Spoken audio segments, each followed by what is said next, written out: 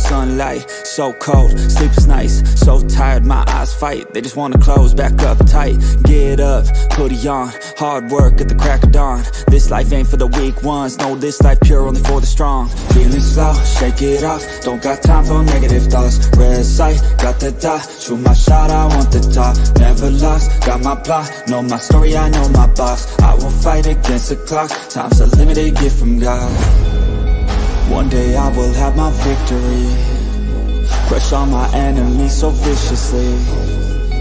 Work so hard my hands are blistering, and they will carve my name in history.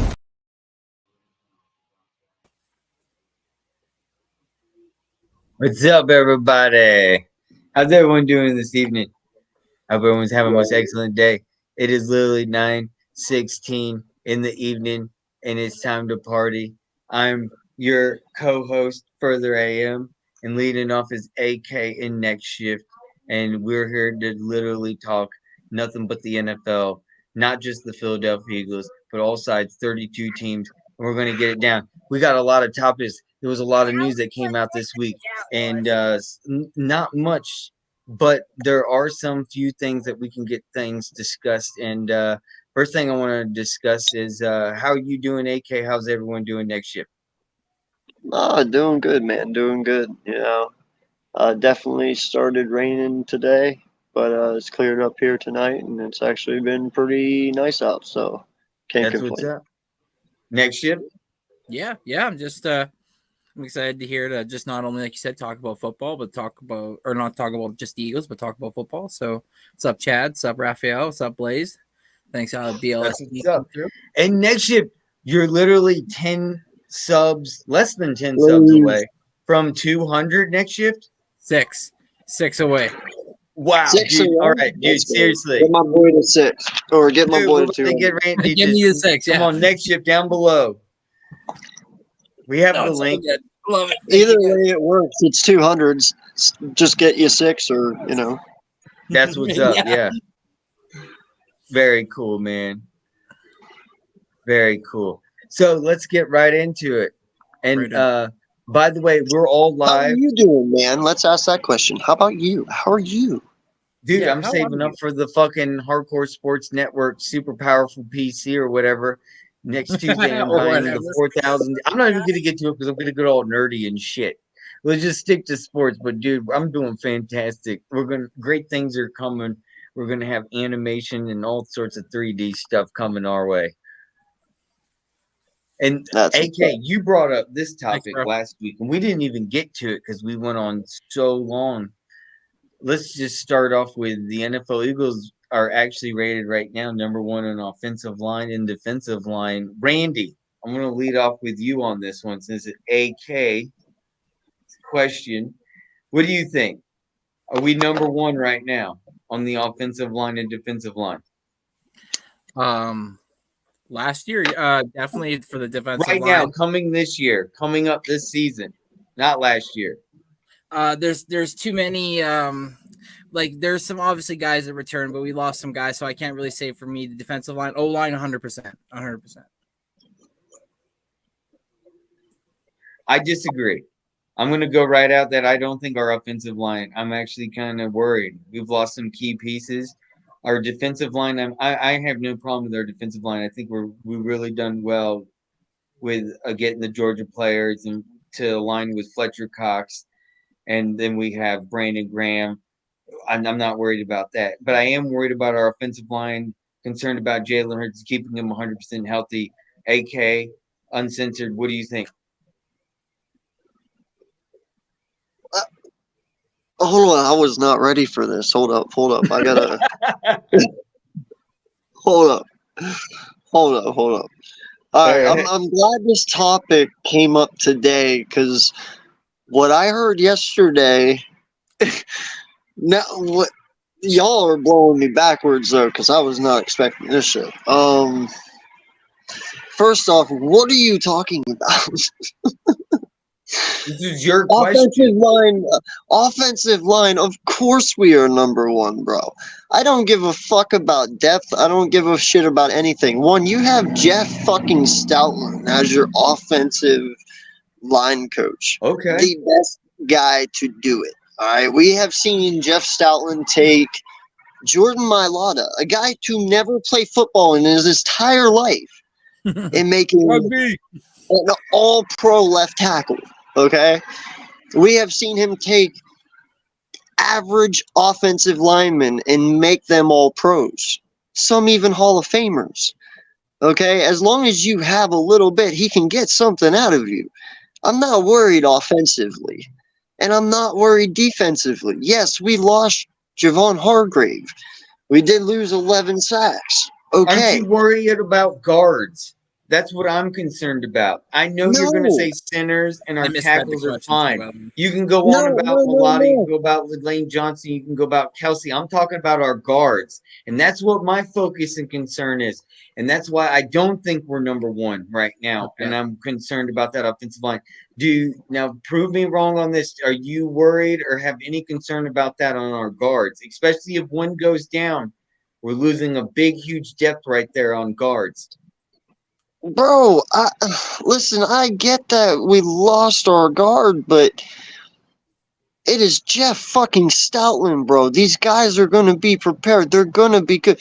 Even if the dude is just average, just having Kelson Johnson next to him, whether it be Stern or whether it be Jurgens, it doesn't, or Steen or Jurgens, it doesn't matter, man. Like, one, we already know that that Jurgens is getting ready to take over center for Kels whenever he's gone. So whether or not he plays guard, hey, it's getting him prepared, and he can learn the cadence from Kels himself by playing right next to him. I'm fine with that. There's not going to be a big difference between going. There is a difference between playing center and playing guard, but he's going to be able to play and make the transition for 1 year before going back over. I'm just saying it's not going to hurt the kid that much. And he's one hell of a blocker. So I'm not worried about our offensive line, man. Now, defensive line, the only thing I can say about that is defensive line-wise, Jalen Carter is going to be a stud in this league for a long time. Same with Nolan Smith. Okay? They might have a game or two or three where you might see their rookiness come out a little bit. You know, every rookie is deemed to have those games. But all in all, dude, the pieces that we lost, we filled them very well. Now, they might not look flashy. Like, for instance, Edmonds. Sure, he's not C.J. Johnson. He's not flashy. He's not going to get you 7 interceptions, but he's going to do his fucking job. Right. You know, like I understand if people have a little doubt on the defensive line. I don't. I know you're going to see some rookie mistakes, and that's going to be, you know, that's going to happen. It's bound to happen. It's the NFL. But the standard that our franchise holds in that locker room with our vets, dude, these guys know what they're getting into. And Jordan Davis looks fucking amazing right now. So, dude, did you see how small fucking Jalen Carter looked next to Jordan Davis? Oh, my God. And you got to imagine, Carter's 6'3", 315. And that's what they said. Yeah, the pictures, like, you got to remember, too, Jalen Carter is 6'3", 315. And Jordan Davis just towers over him. So, all I'm saying, man, is I think we'll be just fine. You know, listen, will we get to, you know, the sack record that we got to last year? No. We're going to have a drop-off in sacks, but we're not going to have an insane drop-off to where you're going to be like, oh, my God, I expect these guys to still be 1, 2, or 3. You know what I'm saying? But we'll see what happens, dude. It all depends on Desai. I don't know much about him. I don't know much about his game plan. I know that he does all his pressure with his defensive line, kind of like how Gannon was. So we will see what happens, dude. I'm just saying this team is still fucking dominant. I'm not worried. So they definitely are. I completely agree. We have 3 future Hall of Famers ready to go right now that are I can literally consider on that offensive line. They're stacked. I just do have concern on our guard position, but I think we'll be able to fill those spots and we'll be good. We just need to keep Hey, them healthy. I saw stories. The boys in the camp were saying that Alex Steen reminds them of Brandon Brooks 2.0, and look what Brandon Brooks got us. So, And that's what I'm saying, dude. You got Jeff fucking Stoutland, bro. Right. I mean, it doesn't matter. If they're saying he can be a Brandon Brooks type person, dude, What Stoutland's up, the guy Blaze? that will get What him up, there. Big Symbol? What up, Chad? Who we got? We got Jeff. Jeff in the zone. What's up, man? How you doing? Oh, celebrity softball. Where What's up, at? Raphael? Where are you going to do a celebrity softball at? What up, Daniel? Sorry, I haven't been keeping up. I'm sorry, I've been failing on the comments. You are the weakest link. Well, Goodbye. no, we were in so in a depth comment there. No, I I mean, know, it is a concern. Our offensive line is a concern. I mean, you make it sound I don't so understand. sweet and simple, like nothing will happen, but something might happen, and we might have to be concerned. Now, I hope that Well, doesn't injuries happen. are a part of football. What do you want me to do? Sit here and worry about it all the time? No. But so far, we're fine. I'm worried about I'm the just tight worried end about depth the guard in the position. line. I'm not worried about Lane. I'm not worried about Kelsey. I'm not worried about Mulata, obviously. I'm just worried about the guard position. Yeah. Both left Well, and we'll see. right. I honestly think come week 3, dude, you'll be like, AK, I was a fool. I'm sorry. I worried about nothing. Like, I don't really think you're No, going to see. no. Like, for I instance, will say that at the end of the season. okay, At but the end of the listen, let me put season. it this way. Vaitai left. Dickerson steps in. Didn't really see much of a hiccup there. Okay. No. Right guard. Both should be Brooks playing left. Brooks left. Sayamalu stepped over. Now, granted, he was a guard on the other side, but still, it's an opposite side. Posture's different, stance are different, things are different. I had fucking Sayamalu playing at an all-time level as well. So, until Stoutland fails me, dude, I can't say shit. The dude's Same. got a phenomenal track record. Yeah. And in all honesty, dude, it's the only fucking good thing Chip Kelly did for this fucking organization. Like, let's be honest. Because of Chip Kelly, we have Jeff Stoutland. Without Chip, we wouldn't have Jeff. So, that's the only good fucking positive out of that whole scenario. Well, Right. let's also be blessed that he wants to stay with us. I mean, most guys having success like this would want to go somewhere else and try to see if it would work somewhere else. He's like, no, I like Philly. I want to stay here. Like, we're just blessed that he doesn't want to go back to college or another team. So, like you said, I mean, Well, dude, we almost did lose him. Remember? Yeah.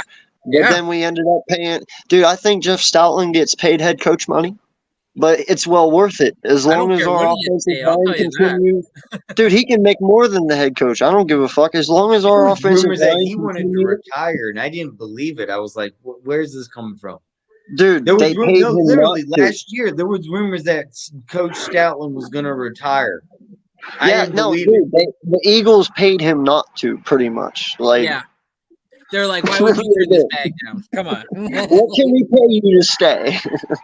They like walked in the office. He's like, what's with these 12 duffel bags? They're like, I don't know. Why don't you just look at them? Dude, It's like, speaking, this is great. He's So like, we "This is can for go me?" off the offensive line here, and I got the next topic, and it's Eagle. This comes from Insider Source, and I know next shift, Randy, you answered this already on Tuesday on MK headline, so I'm going to make AK answer it first off. Eagles running backs reveals roster weakness is the link spot despite new additions that they've had this offseason. Do you think literally our weak spot might be on the offensive wise, our running backs? No. Now listen, I understand people might think it's a weak link because of health concerns. Because Swift has issues staying healthy, so does Penny. Yep. But right. You also have to realize too, the Detroit Lions offensive line isn't that awesome. So Swift is taking some punishment. He isn't going to have to carry the ball as many times in our offense. Even though we want him to, he's not going to have to. He's also going to be a receiving back a lot more, so it's not going to have to. I'm just saying his punishment's going to be limited, which should ease him up with, injury, and the same with Penny. As long as you split carries, it's a running back by committee. Neither of these guys are taking full-on punishment. They're not 100% the halfback. You know what I mean? Right. So it can definitely work. I mean, look at Jay Ajayi and LeGarrette Blount in 2017. You know what I mean? That's kind of what this feels like a little bit. Swift gives you that Jay Ajayi, that fast burst, very agile in open field, can make a guy miss and get in open space and take it to the house. And Rashard Penny's your power back. I mean, hold on. That's the next question now. Are Rashad Swift and is DeAndre Swift and Rashad Penny better than Miles Sanders? Because you're already going on that topic, I might as well answer it right now. DeAndre Swift alone is better than Miles Sanders for our offense. I agree. I mean, listen. You got to understand something too. Miles Sanders literally had 1 year over 1,000 yards. Up until last year, all we bitched about was this man staying healthy. So just because he had, over 1,000 yards this past year, and we got to the Super Bowl, was he a factor in that Super Bowl? No. No, Kenny Gainwell was. Kind of what we would call an anti-factor. Yeah. Now, for obvious reasons, coaches went the way that they went. I don't know what for, and I don't know why. But hey, Kenny Gainwell was the main factor, and he did a very nice job in the playoffs. Now, yes, Swift is definitely a way better receiving halfback than what Miles Sanders is. So I believe DeAndre Swift will be way more effective in this offense than what Miles Sanders could ever dream of being. What do you think, Nick?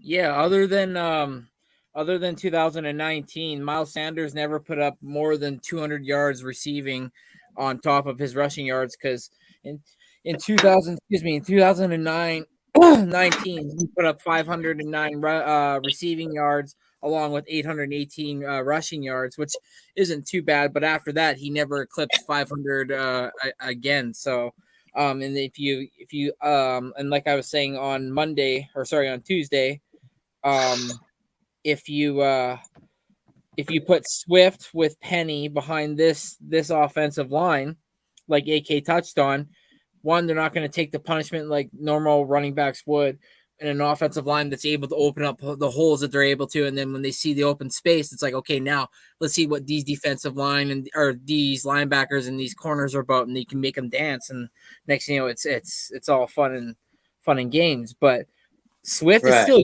like, people got to keep remembering, Swift's only 24 years old. He's very untapped. Like, the kid's still got lots of potential. And I think at this point in his career, plus with us, after coming off a season last year, putting up 542 yards rushing and 389 yards receiving, I think I said it. I said with this offensive line, with the weapons we have on the outside, this guy's gonna eclipse 1,000 yards rushing, and he's gonna have over 500 yards receiving. He's gonna have 1,500 yards all purpose.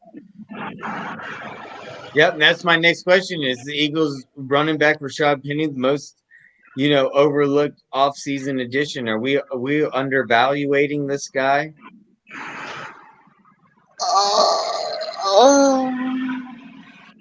If he stays healthy. No, well, listen. 27. No, and that's not why I even say that. The reason why I say that is it all depends on if Nick Sirianni uses him. Yeah.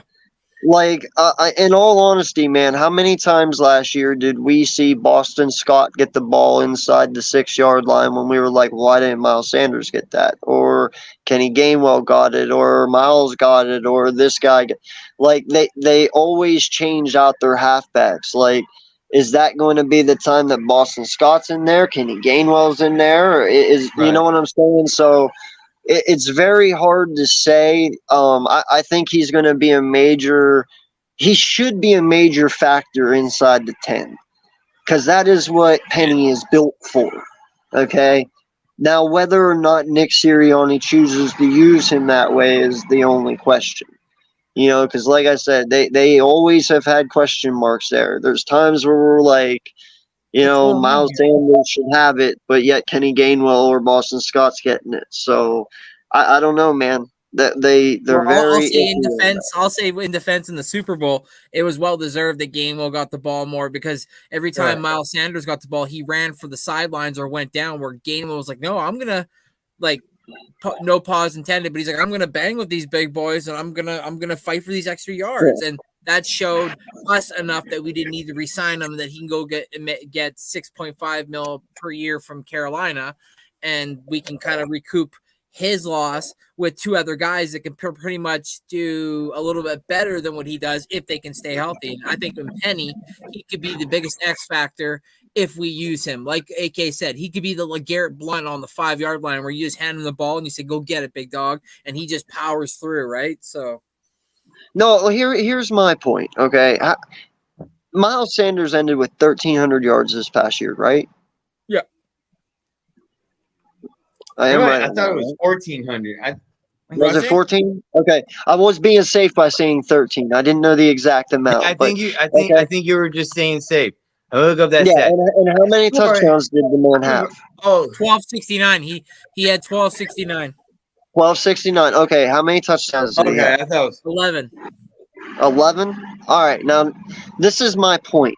He had 78 receiving yards too. When you have a man like Miles Sanders who is on a contract year, who is on a record pace for his own career to break whatever records he's had so far in his young career, he had 11 touchdowns. I remember games where Boston Scott had 2, where Kenny Gainwell had 2. Like, if I'm that coach, bro, Miles Sanders is getting that ball 100% of the time. You know what I'm saying? So his 11 touchdowns should have been like 16, 17. Right.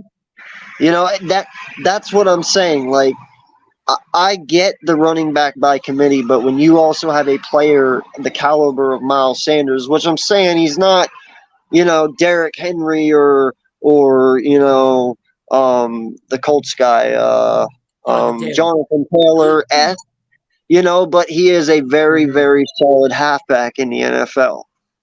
Why would you not rack up his touchdowns? That's my point. And I get, hey, you know, share the love, but bro, Miles I'm not Sanders sharing the reminds me love of when Joe it's, Mixon, AK. That's who he reminds me of. Miles Sanders reminds me of Joe Mixon from the Bengals. yeah, but you know what I'm saying though, right? Oh yeah. Like, why wouldn't you want your halfback to have 4 touchdowns in one game if he can have them? Absolutely. Why do you Are gotta you share? kidding me? Taking the stress off our wide receivers and tight end and same for another day. Yeah, but that's But what the I'm saying. thing Why is- not give them all to Miles Sanders though? Why did you have to put Boston Scott in? Why did you have to put Kenny Gainwell in? Dude, if Miles Sanders can run in from the 5 and get 4 touchdowns in one game, fucking let him. Why? And that's Why where show love? I'm saying earlier. Let's go back to that with the number 1 rated offensive line defensive.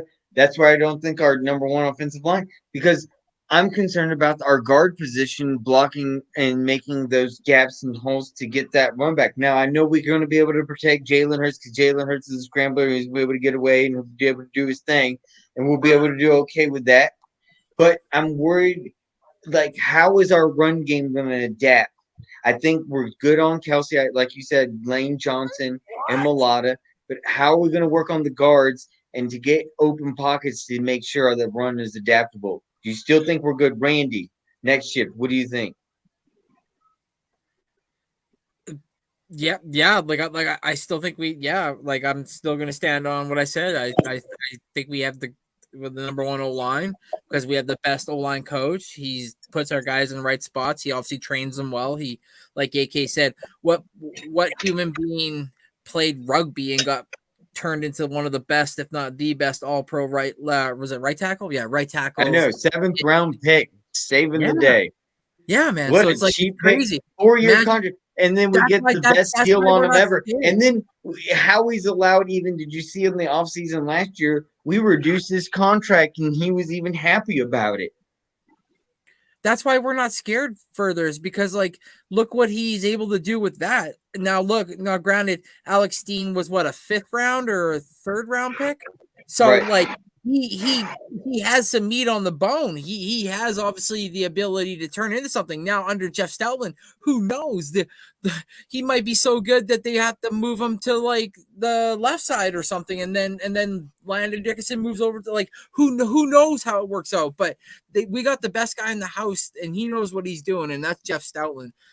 For me, the only I like I said before, I misread the defensive line. I took the defense as a whole, and that's where I got mistaken. But like AK said, with Barnett back, you got another year with Cox, you got another year with Graham. Now with the young guys with Nolan Smith, Jalen Carter, and now the big boy Davis, if he can now go through a full season and stay healthy, which it looks like he's definitely lost some weight. Yes. And that weight maybe transcends into more speed, which is beautiful for us. So yeah, I'll definitely say yes for sure. I'll ride that. Not just that, man, but let's look at something too, since we're on Stoutland right now. Yep. Everyone shows that Howie Roseman has been around since, the Chip Kelly firing and Andy Reid and all that stuff. He's been the only one to stay around. Well, guess what? Stouty has been around since Chip Kelly got fired, since Doug got fired, since Right. and now Nick. Like, he's been through 3 coaches himself. Obviously, that speaks for itself. I mean, I think he loves Philly. I think he loves the organization. Like I said, AK before, I'm very surprised he didn't ever leave, because he had the reasons to after being, such turnover since he's been here, which it hasn't been big. Because we also forgot, was he here for Andy Reid or no? Just Chip Kelly, right? no, Chip. he was just since Chip Kelly on. Yeah. Okay. Yeah. So it's like, yeah, like you said, like, when we lost Frank Wright, I thought that was like the demise where we were going to just fall off and a lot of people were going to leave. And I was always worried about him, but like further said, the rumors were saying that he could potentially retire. And I was like, oh my God. But then all of a sudden, next thing you know, the reports are, oh, Jeff Stoutland's signing an extension with the Philadelphia Eagles. I'm like, what? And AK said they offered him a decent amount of money to stay. They're like, listen, we need your help. We need you.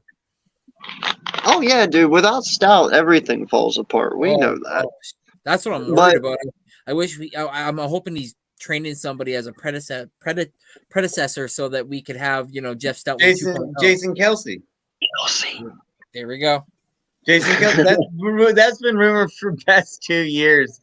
That we're waiting literally for Kelsey to literally retire, and then for Jeff Stoutland to retire, and then both will literally like cross over. And it'll be like no lie, man. You just don't handpick your replacement for a reason. That would be so awesome, though.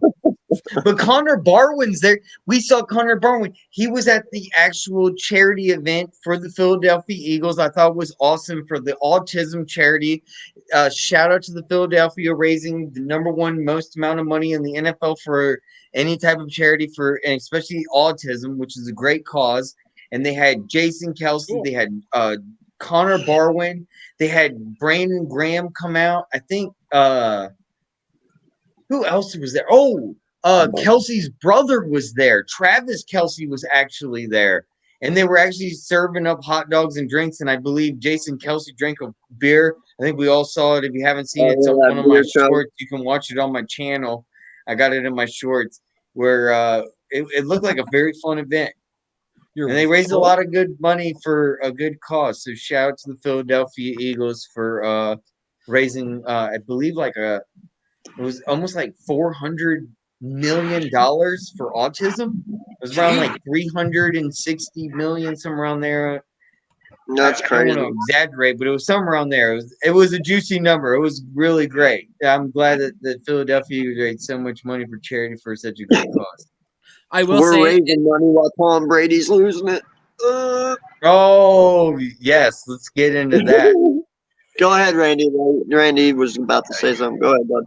Yeah, I was just gonna say, I know we have Goddard, but I mean, everybody would have that has a brain wouldn't say no. But come on, Travis, come play with Jason 1 year in Philly with us. Come on, bro. Listen, I wouldn't mind that, man, but that's unfortunately not gonna happen. Could you imagine What up, Jason halftime? Kelsey blocking for his brother as he going up the field? And boom! Just I do love our pickup though this offseason in Arnold. Dan Arnold, yeah, so do I. Yeah. I think that's a solid number 2, and he's definitely good at run blocking as well. So I'm interested to see the 2 tight end set maybe again. Huh? Right.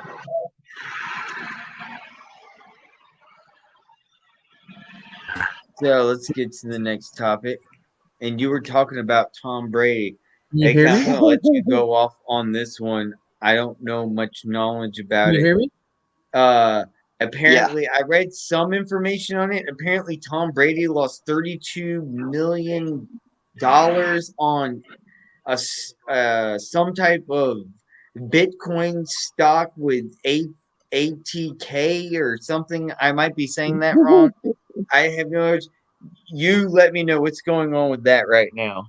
And that was one of the reasons. Now they're saying that was one of the reasons why literally No, but I can't hear he you. broke up with his wife.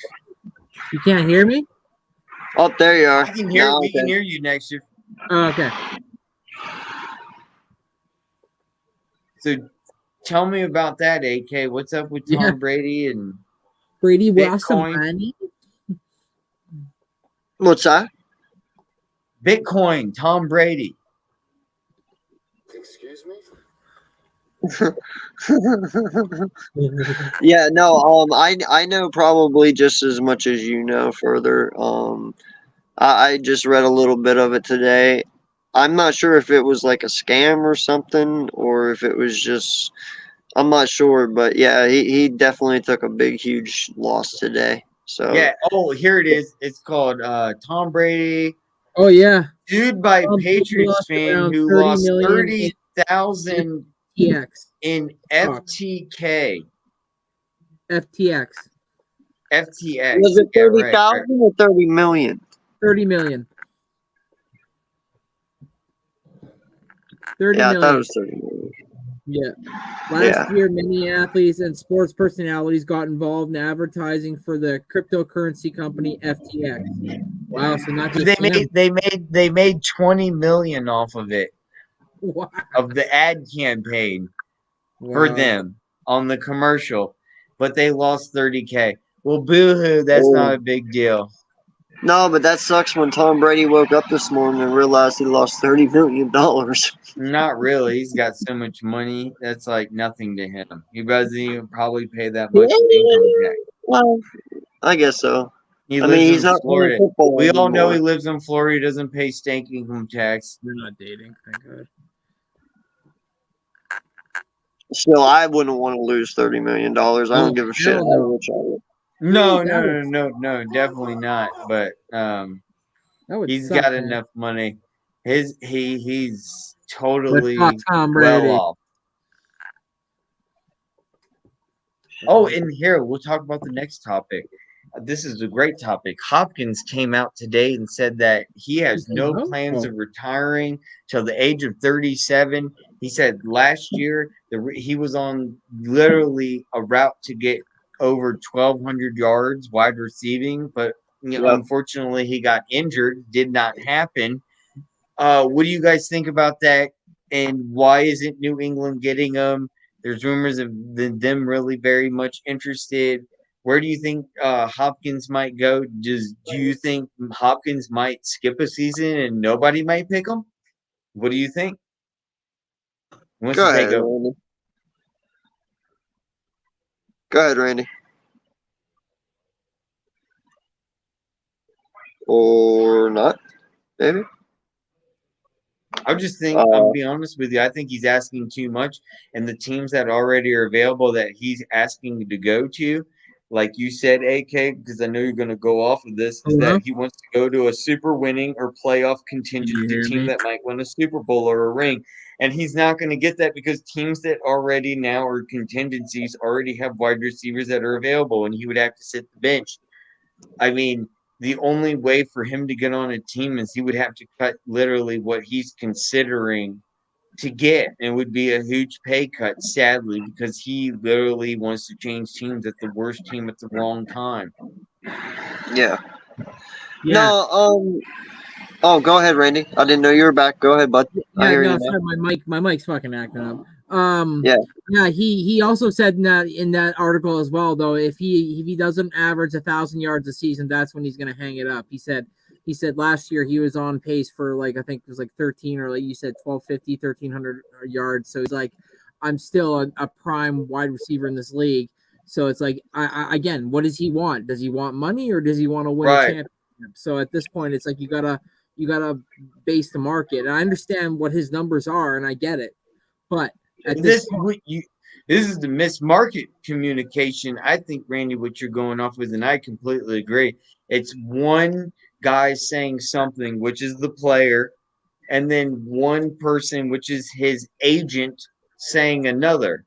And then when they cross, they don't communicate, and they still haven't found something. Well, and this is the way that I look at it. One, I mean, if you feel you can play to the age of 37, that's your prerogative, man. You know, we saw Tom Brady play to 44, was it? Right? Yeah. 50. Now, granted, that is an anomaly. That's probably not going to happen ever again. Different position, but I get it. Yeah. Yeah, you know, but I mean, Aaron Rodgers is 40, so who knows? You know, I have no idea. Time will tell. Look at Larry Fitzgerald. Okay, look at how long he played, right? So yeah, so I mean, it can happen. I mean, listen, players today are way more aware of their body. They take well care of it. You know, they know they're way better at it than what the old timers were. You know, it's almost a science to them. Now, just don't burn your feet off. Yeah, or your hands. Now, JPP. No. Anyway, I'm gonna get canceled for that. No. Now, here's the thing. If you're looking for a payday and you don't care about rings, one, there is one team you can go to for a payday and have a chance of getting a ring, and that's Jacksonville. You could gladly go be the number one there. Now, I don't know what their money situation is like, but you could go play for Dougie P, be the number one there for Trevor Lawrence, and possibly make a pretty nice playoff run over the next few years. Now, you could go play for Chicago. You know, they got a nice team being built up there. Right. But, you know, if you're looking for rings right now, dude, you're not going to go to Kansas. You're not going to go to Kansas City playing for $20 million a year. You're going to have to give up some money. If you want to come here, you're going to have to give up some money. You want to be a number one, go play for the New York Giants, or, you know, go play for, I don't know, go down to the New Orleans Saints and play for Derek Carr and them. You know, go do that. But if you really, really, truly want to win, bro, us teams that are built to win right now can't afford $20 million. AK. Like, it's that plain and simple. You said the Jacksonville Jaguars, yeah? Yeah. Right now, the Jaguars have $26.14 million in cap space. There you go. Dude, right there. That's what I'm saying. That right there, that is the only team that I can truly, truly think of that is maybe they're almost on the brink of win now mode, just because of the success they had last year, and Dougie P is a proven head coach, and we as Eagle fans know that. Imagine him there. So you got Hopkins on one side, you got Christian Kirk on the other side, and then you got Dave Jones in the middle. It's like, man, he would have weapons for days. Plus their tight end Travis Etienne out the backfield. God dang. Yeah. What's up, and that's what I'm saying, dude. So it would work, but that's the only team that can afford. I'm pretty sure Kansas City is in cap hell. We're sitting okay, but we're sitting okay in cap, but we can't afford $20 million. You know, It doesn't work, dude. It just doesn't work. Anyone that's in win now mode at the moment, he can't go to the Chargers. I don't think the Chargers have much room. The Raiders don't have much room. Like it just doesn't work anywhere. Yo, Kansas Wales, City what's has going on, my guy? 12.5. KC has Huh? 12.5. Yeah, but see, that's what I'm saying. They don't even have enough. Now they could probably, restructure some contracts and kick some money down the road and free up some money. Now he would be the number one there, and he would probably fucking dominate with Pat Mahomes. But I think you found the team. Sorry to interrupt you again, but I think you found the team. It's either the Jags or the Bears. Bears have 38.76 million left in cap space, so they still have like a lot of unspent money. Plus, remember they traded for DJ Moore, so DJ Moore on one side, Hopkins on the other. Are you kidding me? and considering that Claypool has been brought out lately, saying that he's unhappy there and shit. Maybe that'll smarten him up. But you can't take him to the Jets because I don't think the Jets have any cap. He could be a nice vet for the Jets, receiving core, but I don't think they have any. He can't. I don't know how Buffalo's sitting, but Buffalo doesn't need him. I mean, he'd be a nice two to Stephon Diggs, but they don't need him. What else? How you doing, man? Cleveland Browns can't afford him because they're too busy paying Watson. Right. No, the Jets can't afford him. They're really close. That's what I'm saying, man. Options are very fucking limited for this dude. Now, how about the Saints? What are the Saints sitting at? Saints? Yeah. Cap space? Yeah. I think they're in cap hell too, honestly, but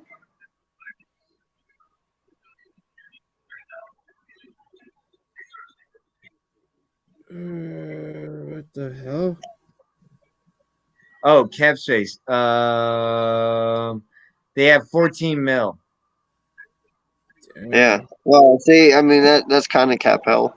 Can't really sign much with that. That's one or two players. Got more money than us. One of their wide receivers is due for a payday next year, so he's going to be up for a bigger payday than what they're going to want to pay Hopkins. So Eagles got 13 mil. Well, shy of 14 mil. Very shy. If you go to an NFL trade simulator and you go to try to trade a player from the Eagles to another team, you can't, because how we worked it, where each player makes a minimum salary of $1 million, but all the other money's paid out in bonuses and like a signing bonus. Like, it's crazy. Yeah. It's like trying to make a cap trade work is impossible with how he set it up. But dude, that's the thing though. What's great is Howard Roseman still has almost $14 million to surprise us with somebody this offseason for an additional player. We have that money. And I expect to use it. I want Ngakoue. Like just a 1-year deal. Think about that. I would love, because I don't know if I believe too much in what's his name coming back, Barnett. That's true. That's a good point. So if we brought in Yannick Ngakoue, he's still 28 years old. He's been on, I think, 2 or 3 teams, and every team he's been on, he's put up damn near double-digit sacks. So I would love him coming off the edge with us. Him and Nolan Smith off the edge with either Jalen Carter and Fletcher Cox in the middle. Oh, look out! I think it's gonna be Buda Baker for Quez Watkins in like a 3rd or a 4th. Report. And I want to know what AK thinks about this, Randy. I know you've already answered this during MK headlines. Yeah. The NFL has already reported, and they said the Philadelphia Eagles' fault for stumbling. And they've also mentioned that it's also the Kansas City Chiefs' fault for stumbling during the Super Bowl for wearing the wrong shoes. And they do not blame themselves at all for the slippery field. What is your take on that? That's the Spider-Man. That's that Spider-Man emoji where both Spider-Mans are pointing at each other. Yeah, they're like, yeah.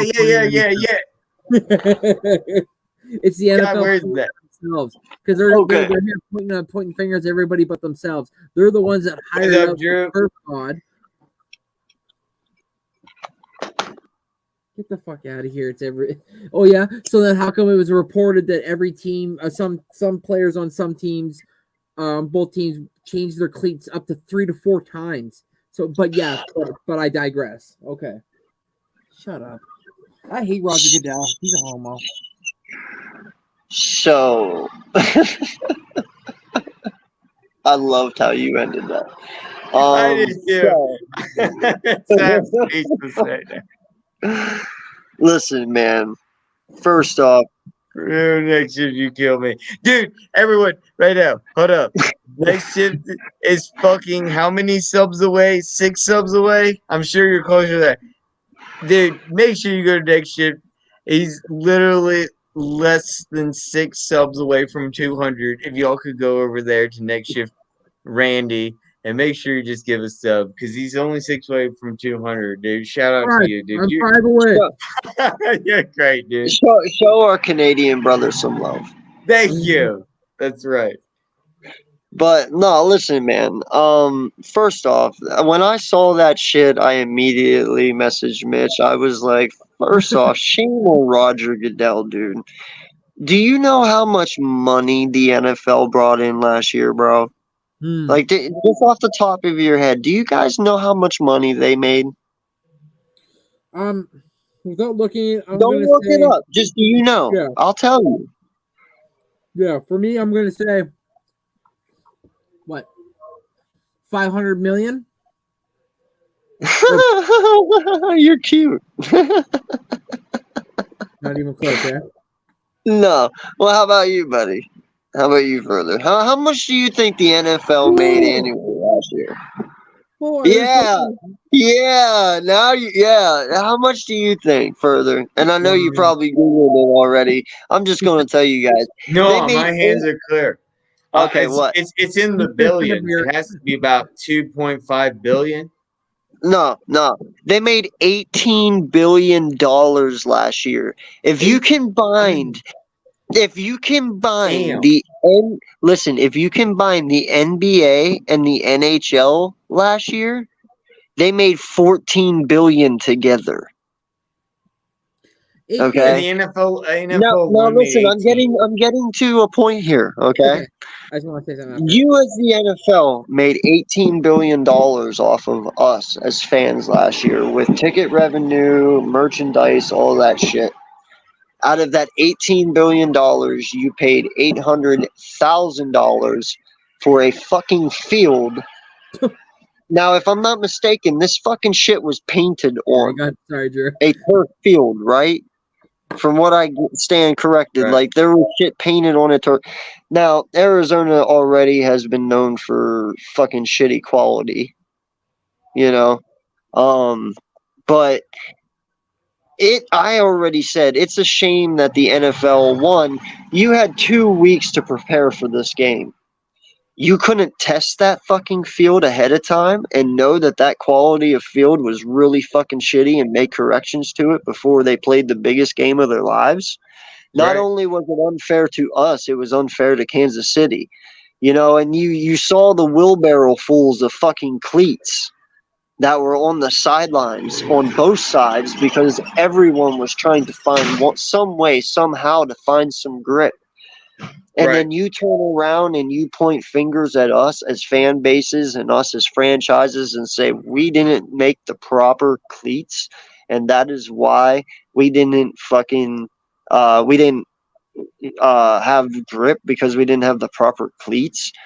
Unless you're fucking telling me there is some sort of super cleat out there that I am unaware of that you can push a button and your cleats go further into the fucking ground. Shoes with the metal spikes or whatever.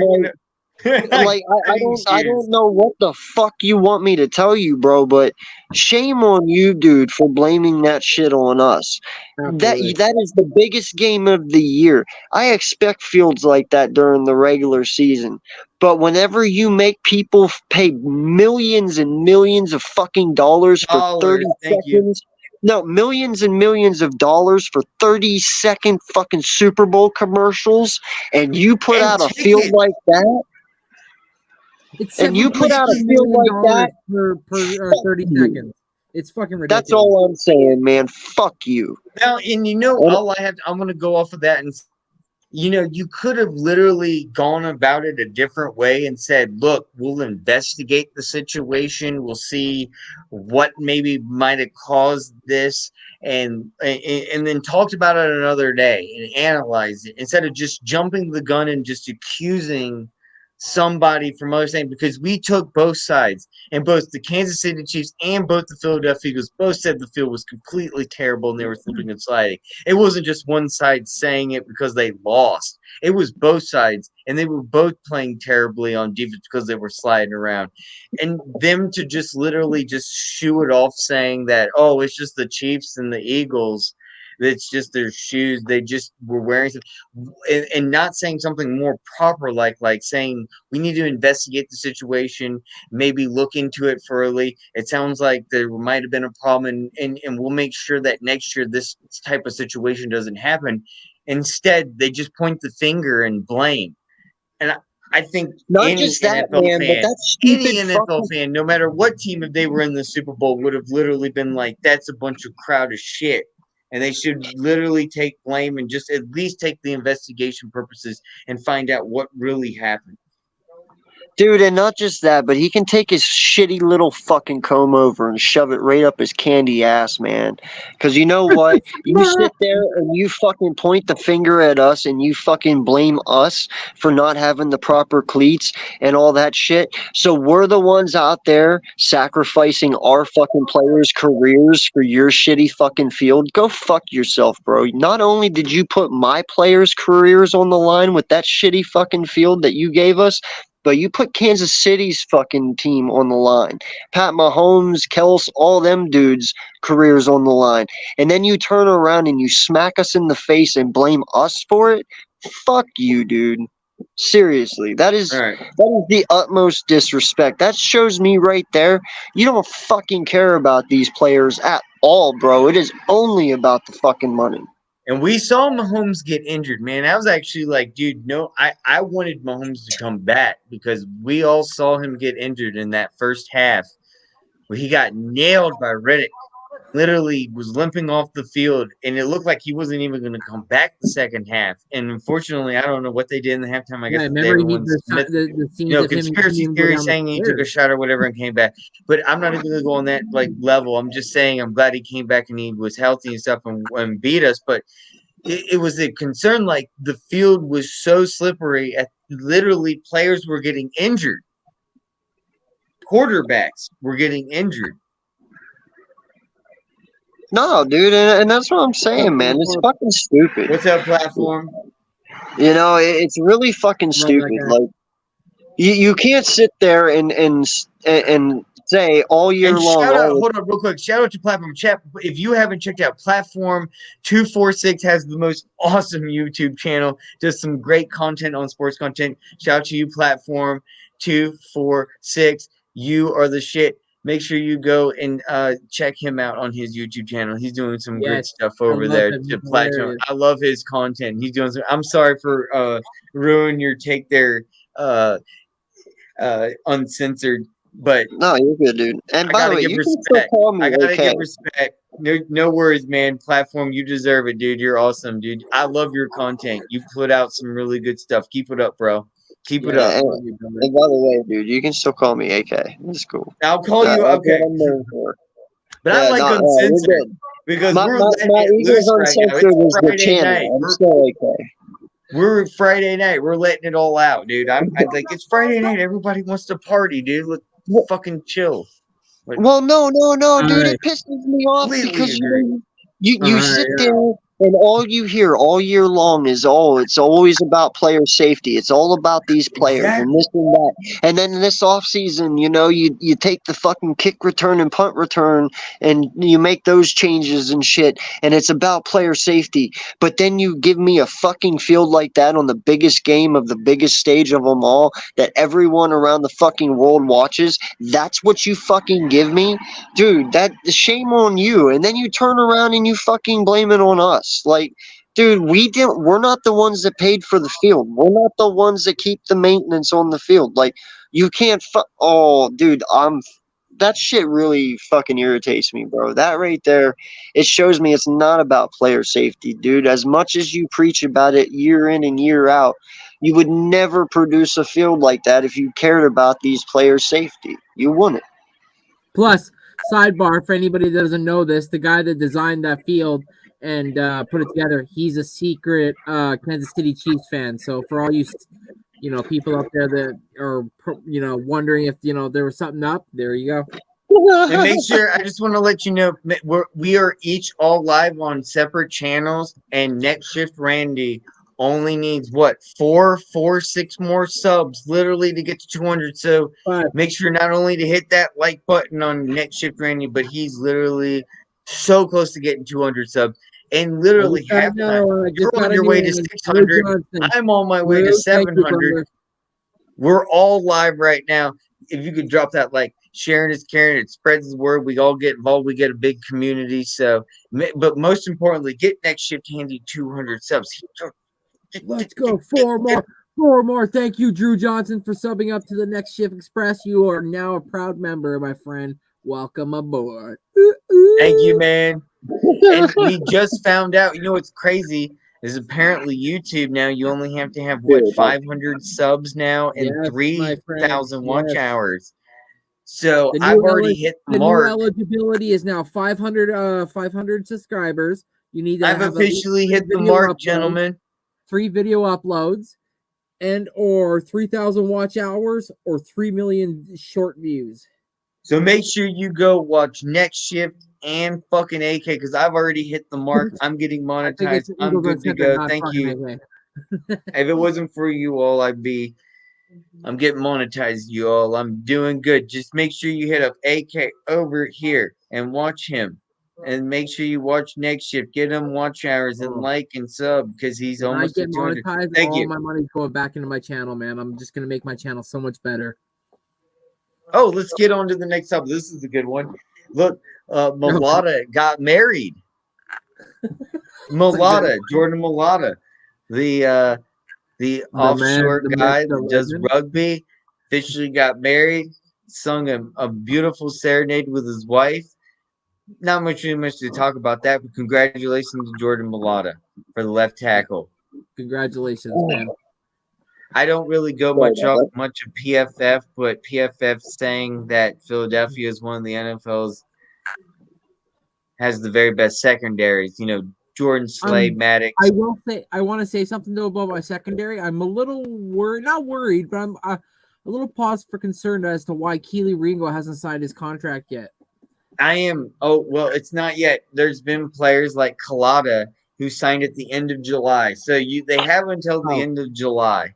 So what they're basically doing is just working out numbers with their agents and everything and putting what money will go here per year for their 4-year rookie contract. And we all know Howie Roseman's the type of guy to give you the least amount of money the very first year, and you have to work to get your money to get the most amount of money your 4th year, right?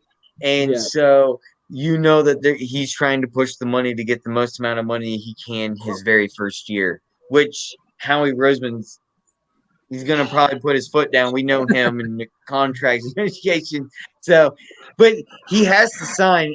What's he going to do? Be a bum? No one's going to get him from here on out. I mean, listen, man. He's showing up. He's doing his stuff. He's been to practice. All his brothers are here, bro. All his brothers are here. He's a Georgia Bulldog.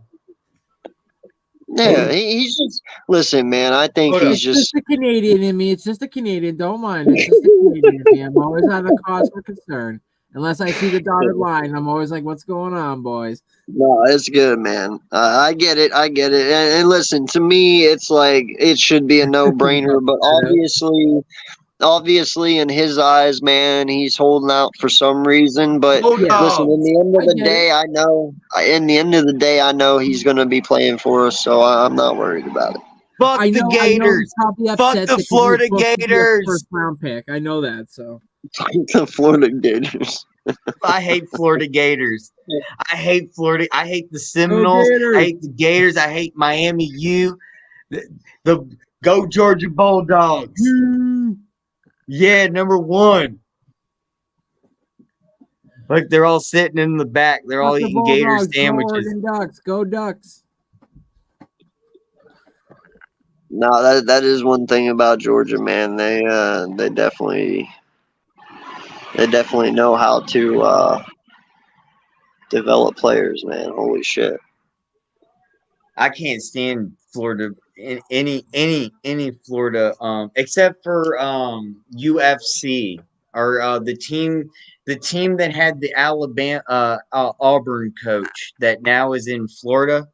I do respect him. I give him credit because he's changing that program around. They're not new so successful.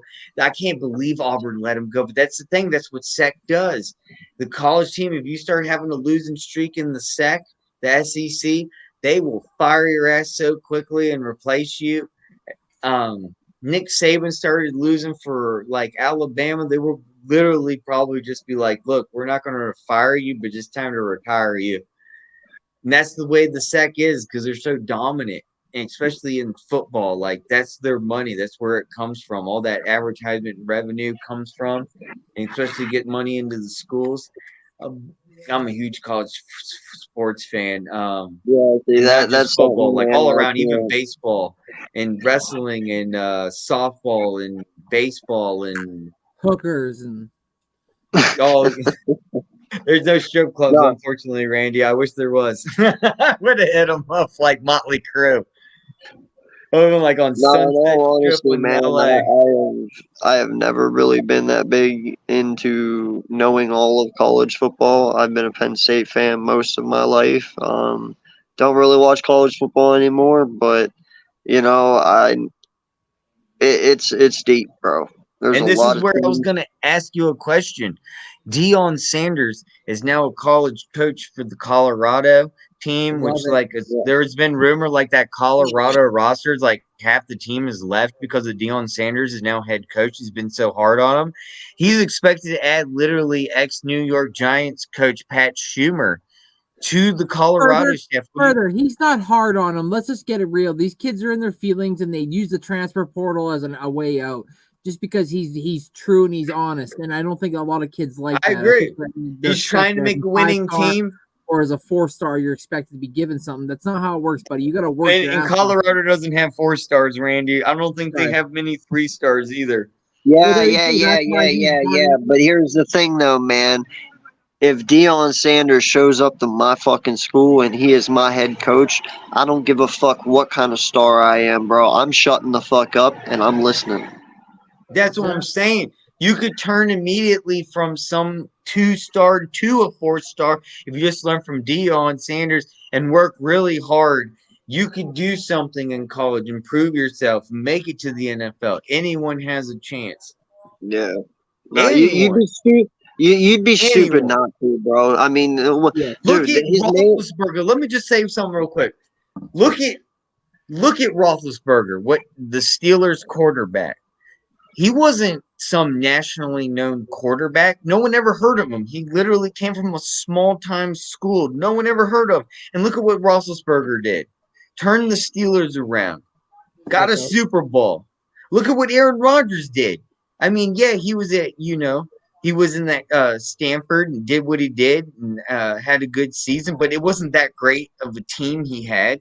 He flipped that team around, and he showed that he was worthy of being. And any college kid has that opportunity of flipping a team around and being a progressive player to make it to the NFL. And that's what's so great about college sports. But what I'm worried about is how there's now these you can literally make a contract with a player and just start literally paying like a car dealership, give them a certain player $10 million. The rest of the team is going to be jealous and be like, you better be paying for dinner because you just got a $10 million contract because I'm not getting paid shit. Yeah, that I can't speak on, bro. Like I said, I don't watch college football like that. That's what I'm saying. So. We got to stick with the NFL because that's what this show's about. Yeah. But that was just But one as far as topic. the Deion thing, bro, that's common sense, man. When you have someone, and Deion's name carries itself. You know, Yeah. not even the person, just his name alone. You Oh, know who thank the you. fuck Sorry. Deion Sanders is. You know what I'm saying? So You should know. that's what I'm saying. When he talks, you fucking listen. I don't care who the fuck you are. Like if you want to get to the show and you want to be great in the NFL, well, Deion's the perfect guy to listen to because he's been there. He's done. Exactly. No, I agree. Well- Why would you question a guy that's, you know, been on winning teams, has, you know, almost transitioned two positions in a sense on what he was doing on corner and as a kick returner as well at points. So, you know, he, like AK said, if he walks in the room, you better hear his boots clicking off the damn floor, because I don't want to hear a damn chirp, because this man, when he talks, you better listen. Yeah, I mean, like, think about it. If Troy Polamalu walks up to you and offers you advice, are you going to shrug him off? Yeah, you can. Oh no, I'm good. I watch tape. You'd be like, no, If please. Ray Lewis walks up and offers you advice, you going to shrug him off? Hell, No. even like a Dontrell Willis or a Luke Keatley, if they walked up to me and said the same thing, I'd be like, no. You respect That's the my game. point. You respect what they did in their position and what they did in that time.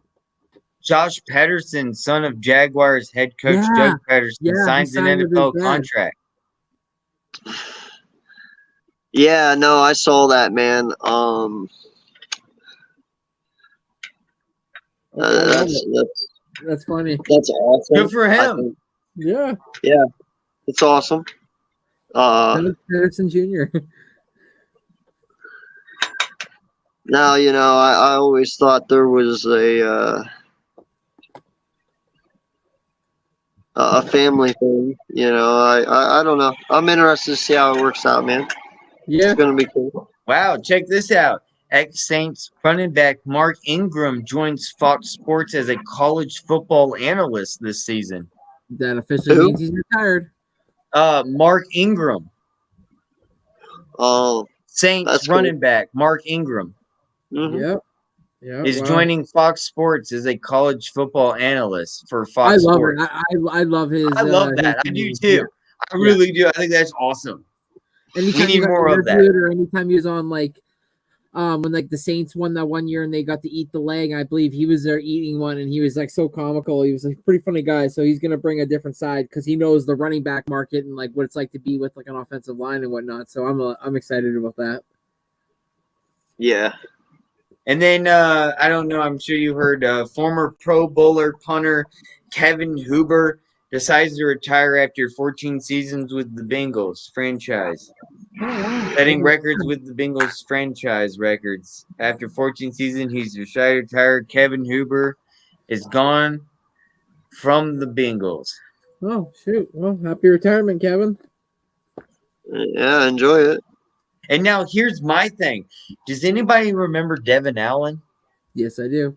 Yes. Olympic two-time Olympic track record in hurdling. Oh yeah, yeah. Fastest Didn't he player do it? on the NFL with the Eagles. If you haven't checked, you can go to my YouTube channel. I got highlights on Devin Allen. Just look at my videos and go down. You'll see Devin Allen highlights. He played preseason last year. Dude, this guy might Got a actually touchdown beat pass. out Quez Watkins. What do you guys think about that? And he scored that amazing touchdown last year in preseason. It was a huge, like 80-yard bomb down the field, touchdown, wide open, caught it. He's so Devin Allen, I think we all know, two-time Olympic track hurdler for the 100 meters. I think also the 200. Not exactly sure about the 200, but I know for a fact for the 100. Do you think maybe he might be able to make the team this year? What do you guys think? Well, I'll answer it really quick here first because I heard this was on a podcast with the guys that I watched the other day, and I asked actually about this, and they said that the reason why he didn't make the team out of camp and they went with Britton Covey as a punt returner is because Devin Allen had troubles holding on to the ball. It wasn't so much that he didn't have troubles catching it. It was his ability to hold on to it when, you know, he got close to people and they're trying to punch it out. So if he worked on that in the off season and maybe during the on practice squad and whatnot, right? Maybe for sure, because I'd love to see him as a punt returner. That's for sure. We need that. So that's what I was thinking. was the special teams have been lacking in the Philadelphia Eagles organization the last 2 years. We really desperately need a kickoff return or a punt return Absolutely, Huddle. for Hit that me up, matter. bro. For a TD, just an easy 7 points. It's been a while. Or even just to get us in good field position so it's not such a long field that we have to go down, right? Even if he got us to the 35 or the 30 or 40 even, right? So Exactly. rather than fair catch Covey. So Bears rookie wide receiver Tyler Scott has been studying DJ Moore. Well, wait. Okay, I'm sorry. Going a little bit ahead. I didn't get to go. Go ahead. So the question was about Allen. Now you said something about Quez though. What was it about Quez? Quez I don't know if I Watkins agree. and Devin Allen. Devin Allen's that 2-time Olympic hurdler for the 100-meter yarder dash that won 2 times in the Olympics. And he's on the Philadelphia Eagles, and he caught that amazing preseason touchdown last year. Do you think he has a possibility of making the roster? Could he possibly replace Quez Watkins? No. All right. Okay. No, because first off, a lot of people are hating on my boy Quez. All right. I understand the dude made 2 clinical errors last year, one in the Washington game, and then obviously, in the Super Bowl. But here's the thing: Quez has had some very, very nice catches, dude. I cannot forget what Quez has done. Now, granted, those 2 times that we needed him, he was not there, but I still cannot forget what the kid has done. He had 33 catches last year. Okay? 33 out of AJ and Smith's what? So he's literally the last guy, man. He is the safety net to Jalen Hurts whenever AJ and Smith are not there and Goddard's not there. AJ had 88 out of 143. Exactly, and Smith had what? And hold up, and don't forget his second year in 2021. He had 647 yards. Yeah, and like I said, right now he's being dominated by Dallas Goedert, AJ Brown, and Devontae Smith.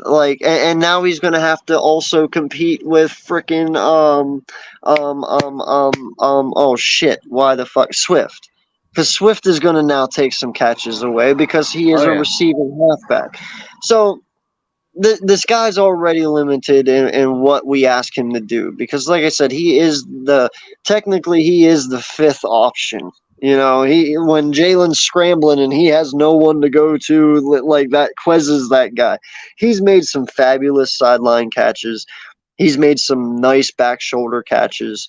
I watched some of the replays from this past year today, and dude, Quez he's good, man. The kid is still young. We got to stop hating on him. He's nowhere near Jalen Reagor. He's nowhere near Nelson 95 Aguilar. out of 136 for Smitty. Huh? 95 out of 136 for Smitty. That's a good ratio. Yeah. But what I'm saying though is he's not a regular. He's a regular. He's not a Reagor. He's not a fucking Nelson. He's better than both of those guys. He's a solid 3, man. The kid made 2 mistakes. The only difference is the mistakes he made were in crucial fucking situations, and they really fucking stood out. And because they stood out that much, everyone forgets all the good fucking shit the kid has already done. He is one hell of a route runner already. He has really good fucking hands. Whenever they throw Quez the ball, I'm not really that worried about him dropping it. I'm not. I'm sorry, dude. People got to stop hating on the kid. He didn't get thrown to as much as the last previous season. And we it's did not nearly throw as much to him as we did in the previous seasons at all. Exactly, and that's and even Drew states here. AJ Brown had fumbles and drops. Exactly. Right. And we don't point those out. I mean, hell, he had a fumble in that one game that was Nobody's a perfect. very big fucking fumble, but we ended up winning. But still, he fumbles. It's the only difference is the timing of the mistakes, and exactly they were two crucial moments when we needed him the most, and that's why you remember. 51 Yeah, it was kind of targets, like we were trying to do 33 something receptions. different, and it didn't work out. Yeah, What do you think, Randy? but no Yeah, matter I what, agree. though, the kid has so much to build from, man. Like I'm not ready. I get people want get him competition. Hey, that's great because that only makes the kid better, right? But to Right. actually say ship him out, no, because we could have way worse options like Devin Allen in the slot. Yeah, I get he's fast, but I trust do want to Quez announce over though, that. AK, you did say ship out Quez for Buda Baker. Yeah, and what did I say after that? I went, haha, joke. I'm not shipping Quez out, man. I'm not. Now you No, want I to believe the coach you want to has ship faith out in him. you want to ship out Derek Barnett for Buda Baker? Go for it. I'm telling you, the coach has Yeah, faith they in don't need Quez this. Watkins, and he's even been asked, what do people think? People think that you suck, and that what are you going to do about it? And he goes, "Oh, people think I suck. Well, that's fine. They'll see how I've changed this upcoming season." And literally, Nick Sirianni said that's his number one player he's looking at for this offseason and the most improvement he's seen. So I'm going to believe in Nick Sirianni. Yeah. No, and I believe in Quez, man. He's got good speed. He's got great presence. Like the kid is very good at the toe drag swag. He knows when he's on the sideline. He can get his toes down. He's a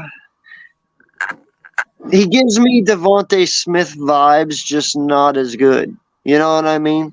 Like he's definitely he's got the speed of Smith. He's got route running ability like Smith, and he's even got hands like Smith. He's just not on Smith's level. You know what I'm saying? I agree. Yeah. So I'm not too hard on him. I think the kid's got too much shit this offseason for what little bit we ask of him. Only screwing up 2 times in 33 tries. I mean, yeah, they were Okay, big I moments. know who he reminds me of now. Sorry, I had to look up the name. It's been so fucking long. He reminds me a lot of Riley Cooper. Like he's the guy that will catch it, but he never scores a touchdown. He'll get you that third down and get you to that first, but won't get that touchdown. Don't forget, didn't Riley Cooper have like 17 touchdowns that one season? Yeah, he hit a record. That's right. He did, wasn't it whenever He tied it. He didn't break it, but he tied it. Yeah, what was it? Dude, you know what's funny is I was watching I'll some tell you old right video. now, it was I was watching some old. I want to say it was Vic, wasn't it? No, it was Foles. no, wasn't it how many It was Nick touchdowns in Foles. like one game? No, I'm saying who was the quarterback then? It was Nick Foles, wasn't it? No, I thought it was oh my Or god, was the it dude Vic? from Oklahoma, that bastard Bradford. No. That's too late in the time. It would have No, had to was have it? been. It Yes, was it Foles, was. Drew. Okay, Drew It saying it's was. Riley Foles. Cooper? Okay, I Riley thought it was Cooper? Bradford. That I thought it was the Bradford. year. That was the year Foles went 27-2 or whatever it was. He had that phenomenal year, and then the year after he hurt his shoulder, and we shipped him the Rams. What receiver is you guys talking about? Riley Cooper? Riley Cooper, yeah. Right. No season. Riley He Cooper never said had more than racist 8. remarks. We He got rid of never him, had and more no than one 8 took him touchdowns in since. one season. Now that was under Chip Kelly, right? His first year. Chip Kelly's second year, I thought. Second. Okay, it was one of them. In 2013, he had 47 receptions for 835 yards and 8 touchdowns. That was his highest ever. Yeah, there it is. Yeah. Yeah, no, Wasn't it during the Raiders game?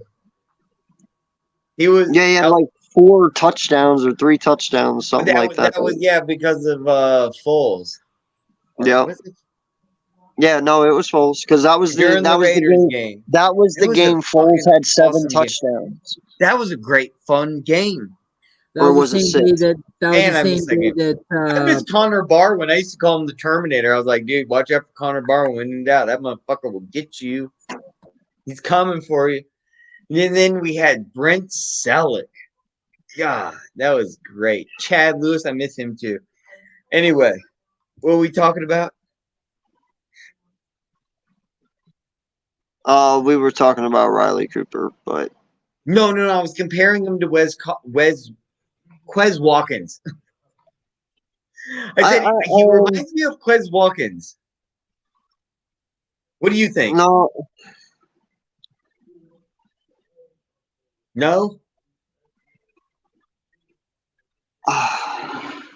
I'm sorry, he kind of does to me. Are we sticking just strictly on the Eagles, or can it be someone from another team? It can be another team. Yeah, absolutely. Okay. Yeah, there we go. Quez Watkins. I'm pretty sure Devin Allen would win that one. Dude, I'm telling you, know what's crazy though is Quez Watkins thinks he's the fastest, and Devin Allen says and has proven he's the fastest. Who I think there needs to be some type of officiating right here. We need to have a laser pointer, and they need to be on a track and field. We need to see if Devin Allen's or Quez Watkins, who's the fastest of them all. No hurdling, straight up 100. Dude, I don't give a fuck. Devin Allen's definitely faster on the hurdles. Don't get me wrong. I think Devin Allen's got the hurdles laid down. I don't think Quez Watkins got the hurdles. But on a straight up 100-yard dash, same thing with the hurdles and stuff, I think Quez Watkins has it. What do you think? That's just to be honest, bro. Let's look up real quick. How about we just look up real quick Quez Watkins' combine? To be honest to me, bro, it doesn't matter how fast you are if you can't catch a football. 4.35 Quez Watkins. Yeah. Let's look up Devin Allen. Devin Allen ended up being a 4.27. Wow, way faster than Quez Watkins. Damn, that dude, that's you look for talent and you might get in luck like with the Jordan Mailata, right? Don't get me wrong, that was luck. We did great on that one. But I look forward to maybe seeing Devin Allen being that also next Mailata. What do you think? I mean, we want to hopefully see that. I don't know if it will be. Fortunately, I doubt it, but it would be nice to see it be like Devin Allen. This project might end up being a great wide receiver. It's asking a lot, man. Yeah, that's right. I mean, you got. That's true. You got to be tricky and sneaky and cut corners and dive, and that's right, Drew. It's a lot more to just being fast. Yeah, no, I mean, listen, man. I'm not saying that you can't be. Yes, it is, Drew. I hate to tell you, from being a track and field person and went to states every year in high school for the 400-yard dash, a tenth of a second is a fucking huge difference. Huge difference when you're going. It is. I hate to tell you, but it's literally a body's difference. Like you're two body lengths difference. Like it's not like you can just dive and it's like, oh, you beat this person because it's that close. You're like body lengths difference. It's yes. Anyway, no, I know, man. No, I know what you're saying, dude. I used to run 50-second 400-yard meter dashes, and I went to states. And then for the 500 meter, I did 1 minute and 4 seconds, and then I did long jump for 22 feet. Anyway, Yeah, no, I in high school I did track as well. I did the 100 meter and I did the 200 meter. I was not a long distance runner. I knew dude, that. I I did was hurdles too. Hurdles is the dude. That shit. not man enough to do that shit either. No, Um, it's fun. It's not hard. It's just so tiring, dude. Just leaping and leaping and leaping. It's like you run, take a step, leap, run, take a step, leap, run, and you can't oh fuck up no, for that. it wasn't even that. It was more along the lines of it was the clipping the hurdle and the after effect of falling down. That's the part I didn't want to deal with. Yeah. Cause dude, I've seen some people fall on hurdles. It does not look fun, and I do not want No. to go through that shit. So The I chose worst not to do accident it. I've ever seen was that in high jump, dude. I saw someone literally land on the bar and I don't even. Never mind. They flipped it and went into him, and damn, that was ugly. Whew. I was like, how the fuck did No, it end up inside of you? yeah, no, that's pretty gross. Yeah, like they just went. I've heard of that shit happen in javelin. Like I know Yeah. I've never seen javelin problems. I've never seen but I've seen some really cool. Dude, the best thing I you've ever saw never when you go to seen states and javelin you wait for problems. your event, dude, is literally the javelin thing. Dude, they literally go up like over like 18 feet. Like I'm up in the stadium and I'm like, dude, they are as high as me right now on the double decker. Bro, I How have the never fuck? seen it personally, The but girls are the best. I have never seen it personally, but I have seen videos of it, like of people Oh, when getting you see it completely in person, it is stabbed, so bro. cool, dude. Like, no, I'm talking about how dangerous that shit is, dude. Like, we're talking about officials out there trying to track where this fucker's gonna land, and they've been stabbed by them. Like I've seen Oh no, videos no, of no. it. See, I've never seen anything like that. I've never seen anyone I've get never seen it personally. I've only never on seen it high jump. personally. I broke my nose. If you don't notice, I did high jump. I jumped over 6 foot, and I literally took this knee, went across my face, and I had my nose over here, and I had to have rhino surgery to put my nose back center. And I made it over 6 feet, and I made it over the bar. The coach said congratulations, but I was on the mat and I was bleeding everywhere, and he was cussing at me to get off the mat because I was bleeding on their $5,000 mat they just got or whatever. They were upset about that, but Hey man, don't feel bad, dude. I'm I didn't pretty feel bad. I sure. was totally out of it. I was like, "Woo! I made 6 feet." I had no No, idea my nose was completely across my face.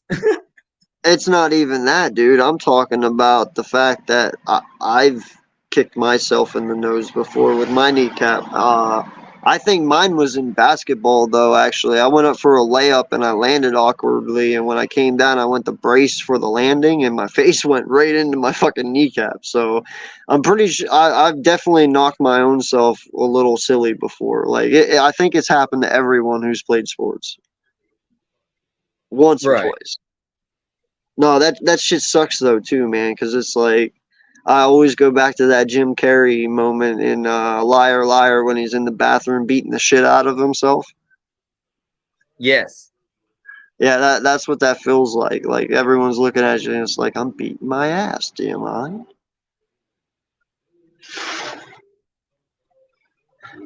So, any more topics?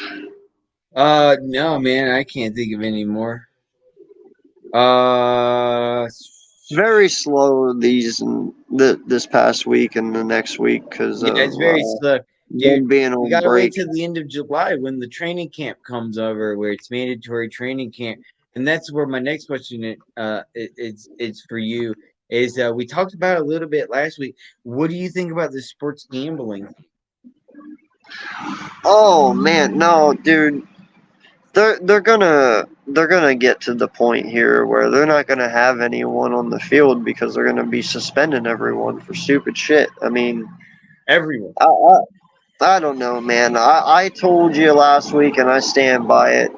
Let these guys gamble. Who gives a shit? I mean, you can't tell these dudes what to do with their own money as long as they're not gambling on their team that they play for or the team they're playing against that week. Who gives a fuck, man? Like if they want to spend millions of dollars of their own money and blow it on gambling, then that's their prerogative. It's not up to you to tell them what to do with it. As long as they're not betting on their own games, so be it, man. Right. Like, Right. And I everyone just out there, think it make was sure you some better drop a shit. like for all our channels. AK's channel, make sure you drop a like on my channel, Further I Am. And if you can, for Next Shift Randy, who's only literally 4 subscribers away from 200. If you go give him a sub, go hit up Next Shift Randy. We didn't put the links in the description. They're not in the chat, but just remember Next Shift Randy and search it on YouTube and maybe find him. And also Further AM, I'm live right now. If you could maybe drop a like, and also AK. We appreciate Sorry, I everyone did it being from here my phone. this evening. Dude, it's 11. Dude, it's literally 10:45, dude. We've had a great night, dude. I love talking football. It's been a fun time. Yeah, no, it's great. I can't wait to actually get into, you know, the training camp here and stuff, and actually have conversations to talk about, and truly have like Yeah. tonight. It was definitely more of an Eagles night, but that's just because there was really nothing going on anywhere. We tried to fit in, like obviously the Tom Brady thing and a few other things, but very limited selection. Here very shortly we'll have plenty to talk about, so it's going to be fun. Dude, and I'm making the Hardcore Sports PC, so make sure you check out Hardcore Sports too, because dude, I can't wait about that, dude. I can't wait. Yeah, Big no, I thing. know, man, and definitely, Work my go check ass out. off. Go check out Hardcore Sports as well. We are only like 600 watch hours, I think, away from being able to be monetized. So And definitely AK, you're a go. founding father. Yeah. You're the one who Yeah, created it. Yeah. we And all we please. all had a hand in it, man. It wasn't just me. Takes all No, of us. we all had, we dipped a chip in and had a little queso. But Oh yeah, man, couldn't do it without. Could not do it without each and every one of you, man. Really, honestly, truly, it's been a pleasure working with each and every one of you so far. And we have a lot of memories that we've already had in this first year coming up, and plenty more, dude. I'm excited for what we got going on. I'm excited for the group of guys that we have, and the core that we built around. I'm excited for the ones we brought in. It's just a good time. It's a good feeling. It's almost football time, and it's a great dude, you time to got be me an Eagle. monetized. I can't fucking believe it, dude. You literally got me 400 subscribers since last year, and I'm gonna get monetized now. I I'm fucking proud because of of you, you. dude. I'm Because of proud of you. you, man. Dude, and because of you, Nah, I don't dude, know you what to gotta say. do I the have work, bro. everything. I owe you everything, dude. Nah, you owe me nothing, homie. You gotta get. Paul, and Bird Gang 31, and everyone in Hardcore Sports, dude. Like, man, I literally gave up, and like you guys were like, dude, don't give up. And I was like, come on, live stream. And I was like, I've never even done live stream. And you're like, no, come on. And I was like, okay. You owe me nothing, dude. You gotta put in the work to get to where you got, and that was all you, homie. All I did was just help I'm just you having find fun. the. I just like having fun. I'm not trying to make money out of this anyway. I just like literally just having fun and talking sports with you. Like I have no concept whatsoever of making like some lucrative type of thing with YouTube or Facebook or Twitter or Instagram or anything at all, like social media. I just like talking sports and hanging out. It's one of my passions. And when you love something, you like sharing it with your friends and your family, and that's why I like joining Hardcore Sports, is because we share one passion. We like talking sports, and that's what I like doing. Well, and that's why I created it when I did, man, because it's one of those things where the original 15 that were in here, I worked obviously with for about my first 2 years on here, Except and for I grew me. Except for me. Well, yeah, but I was most like, of them. like Most who? of them What? I knew, and they had the same goals in mind that I did, where, you know, we all have the same goal in mind. We all have the same goal to be monetized. We all have the same Yeah, goal to talk and love doing what we do. So let's do it together and let's be a family while we do it. And, you know, we spend more time on here than we do with our own families sometimes, you know. There's a lot of content creators who are out here on here like 4 or 5, 6 hours a day sometimes. And that means they put their families on the back burner. So, you know, it's truly a special thing that we have going here. And then whenever you have a bunch of dudes who are willing to collaborate, who are willing to work together and put the time in together and build what we got, dude, it's a great thing, man. And that was my vision when I put it all exactly. together. It was just a way for everyone to connect, to be able to, you know, work together and to achieve the same goals that we all have. And it's working out, man. And it's a tight knit group. It's a family. I see nothing but love in the chat all the time. It's truly an honor to be among such great individuals, you know, in this network. Because, like I said, this network is nothing without each and every one that's involved in it. You know, without them, this is nothing, and I realize that, and I know that. So, you know, it's going to be a long ways to go yet, but it's going to be a fun ride, man. And please drop a like on each and one of our channels with the Hardcore Sports Network, with Eagles Uncensored, aka K, and then make sure myself, Further AM, and also Next Shift, we're all are live right now. Could you Joe please drop a like? We much appreciate it. But I completely agree with you, man. Like we started out like nothing. Like I just like hearing, you know, being part of a community that had the same interests as me. I just, you know, wanted to hang out on the weekends.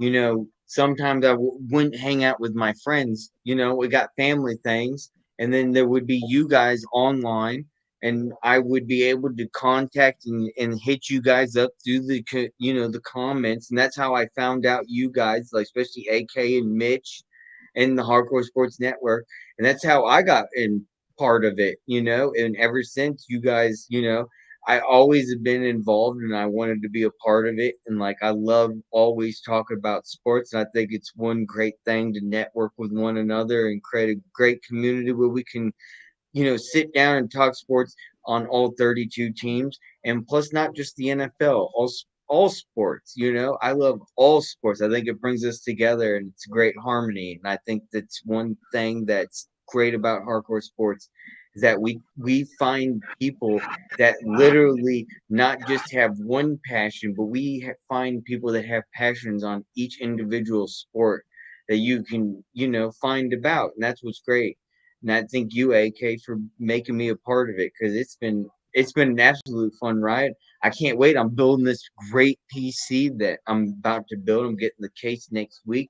We're going to start making really cool 3D animated graphics, and I'm totally stoked. I got the 47 Ti, like the best thing, the newest GPU you can get, best of the best. That's what's up, I man. am not spending any penny lower than nothing. I'm literally wasting over $2,000.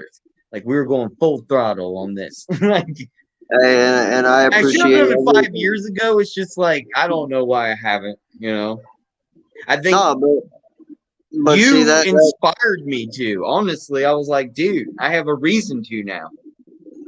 and I appreciate that, man. I do, and I'm not one. I like the recognition. I like the pat on the back, but I'm not one to accept it. I mean, like I said, I I'm glad that I inspire people. I'm glad that I try to do the right things and influence people in that direction. But dude, you do everything on your own, man. Like all I know is that none of us have to do it by challenging one another. It is we're proving it, man. It is a family thing. There has to be no arguing. There doesn't have to be arguing. There doesn't have to be confrontation.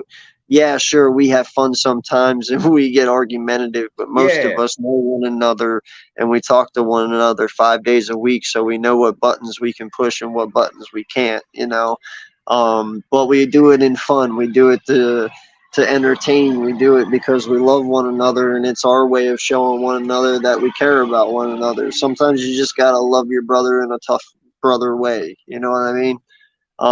But That's we right. have fun. We have fun, and that's what it's about, man. No one argues, no one challenges one another. There isn't one person over the other one. It is a bunch of dudes, and most of us are all family men. You know, most of us are dads on here. Most of us have kids. Most of us who aren't are still in our 20s, and mature adults that still have jobs during the day and stuff. And we take our job serious, and we like to have fun when we get on here. And what I like about it too is you each individually push one another to be better, and that's what Yeah, I love about it too. and actually hearing critiques from and things that I didn't even think about thinking about. Like when I share a video with you, and I didn't never hear back from anyone unless I hear comments, and mostly just "Go Birds" or "Fly Eagles Fly" or something like that. When I send Yeah. it to you guys, it's like, this is what you can do better, and it's like, you're right. I didn't even think about that, and I can totally do that, and it would be easy, and I can definitely do that. If it wasn't for you guys, I would have never literally recreated the intro to GoldenEye. Literally recreating the intro to GoldenEye for Hardcore Sports. Me, I did that. I literally recreated the intro to a video game by No, no. myself, sitting in my room on a laptop, just like, you know what, for fun, let's just recreate the intro to GoldenEye, and at the very end, we'll just put our faces on 3D characters. And I literally did that. No, I know, man, and I It's know just some crazy. people. And it was No, all and because of listen, you. Like, you got me involved. I was like, dude, I got to do something. I got to show you guys I'm.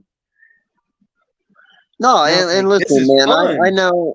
I know there was some people out there that thought that was cheesy and all that, and that's all right. But man, That's that fun. I think it's but cheesy. but I thought it was the but coolest thing I ever done in my life. I recreated. I didn't use a template.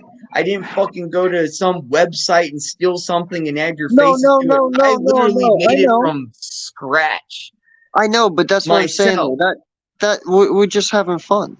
It's Yeah, just we were just about like fun. just having No, fun. Like I didn't and I that's didn't what want to I'm make money saying. off of it. I was just like, I know I can do it. Let's do it. Let's have fun. Let's show you guys what I Listen, can do. man. I And if people think that's a negative way and they don't like it, they think it's cheesy that I did copy and paste and it's a poser thing. That's cool. You could call me a poser all you want. I just wanted to do something that I've never done before, that I knew I could have always done, like literally 10 years ago, easily. And finally, you guys gave me the inspiration and the motivation, and I did it. I know, and listen, I man. thought it was It was awesome. awesome. I thought it was funny, and we all had fun with Except it. for Mitch, because I turned him to a female. But my whole thing though is that I love it. We have a huge network. We have a bunch of guys that are involved in this. A bunch of guys, and there's more to come. Right. You know, I know what's at stake for all of us, and we all know that as well.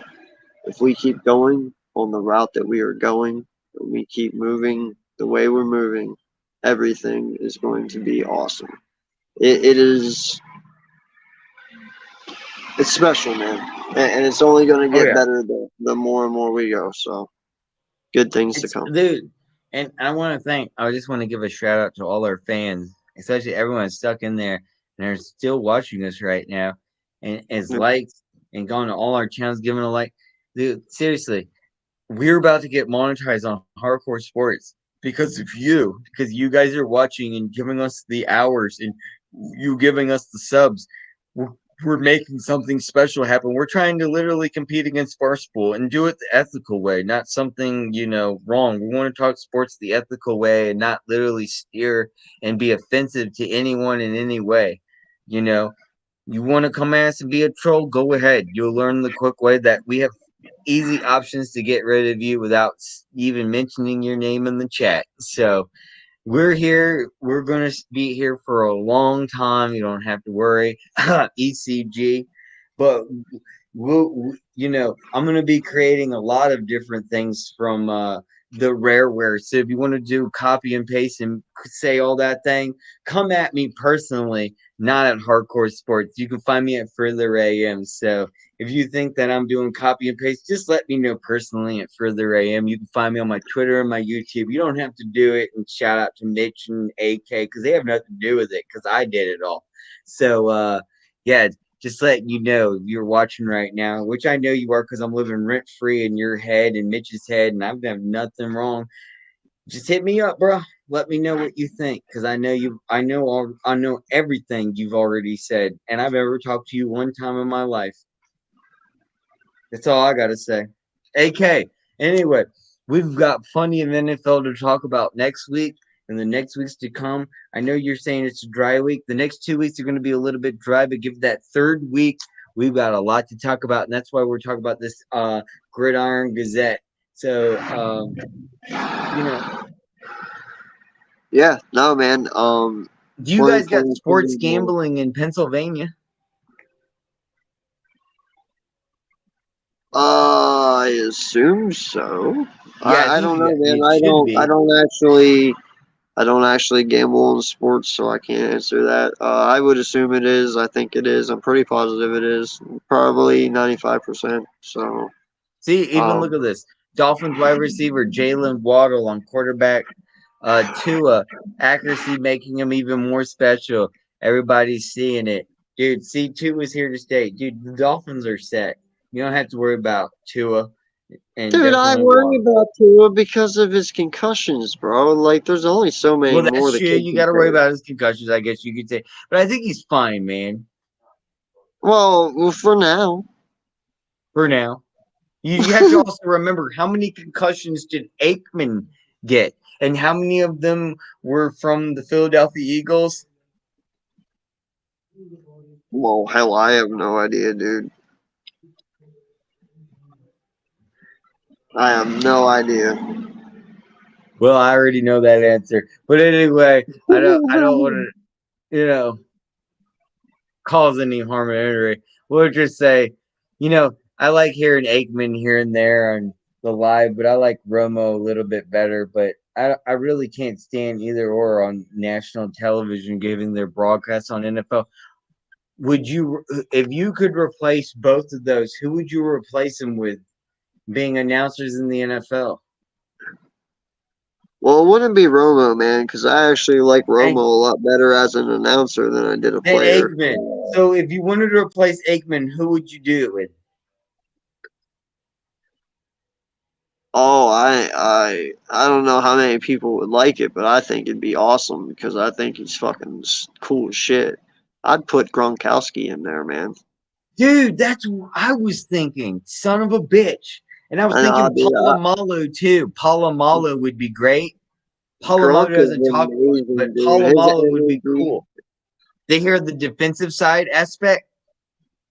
Yeah, but I don't think Polamalu is an announcer. It would have to be somebody who's already one. Yeah, JJ Watt.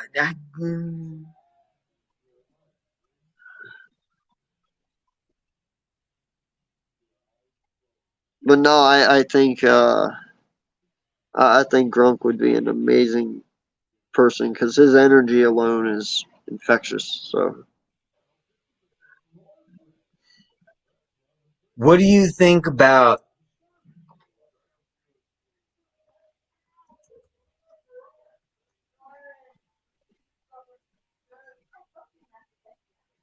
no, hold on. Let me think. That wouldn't work. That wouldn't work. Um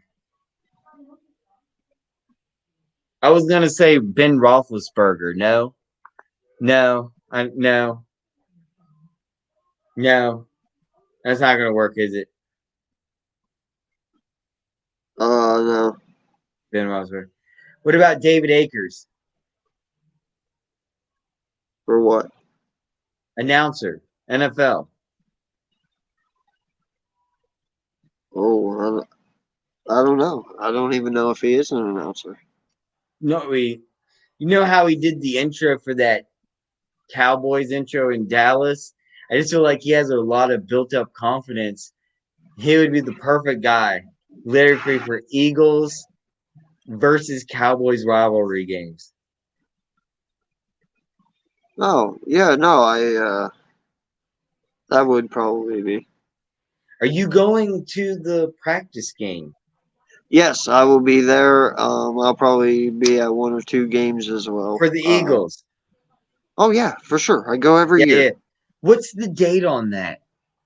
August 26th, I want to say. I think it's the 26th. Open practice? Yeah. And, Yeah. and is it just come first serve on tickets? No. They're on Ticketmaster already. You can buy them there. It says August 6th. There's two of them. There's one at the beginning of the month and one at the end. Last year, the first one I think was canceled due to the weather, if I'm not mistaken. I think it rained or something like that. But The team has announced the dates for this year's opening training camp practice as August 6th at the Lincoln Financial Field. Is there another day? Let me click on it. I thought they had 2 days. They did have 2 days, I thought. No. August 6th.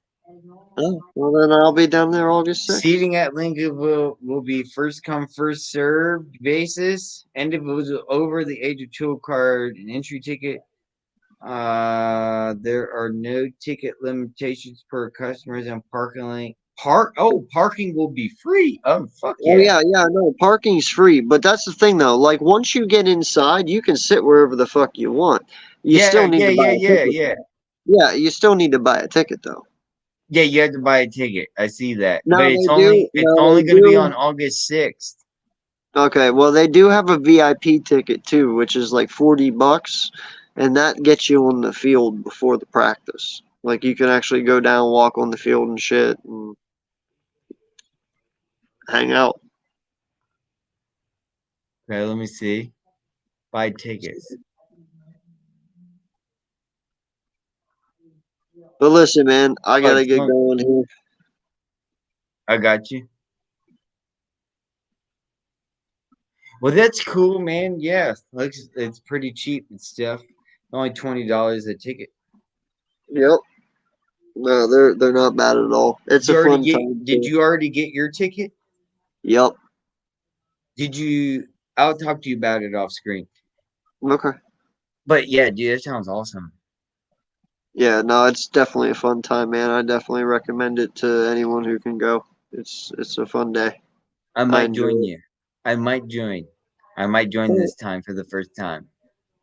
All right, sounds good. Well, listen, guys, we appreciate like you I said, so we'll much. talk after the live stream. All right. Well, listen, guys, we appreciate you so much. Thank you all for tuning in to episode 2 of the Gridiron Gazette. Please make sure you go out and you like and subscribe to everyone's channel, Further AM, Next Shift Randy, Hardcore Sports, and my own. Appreciate you all so much. And we will see you next week with another episode. Have a good weekend. Later. Peace out.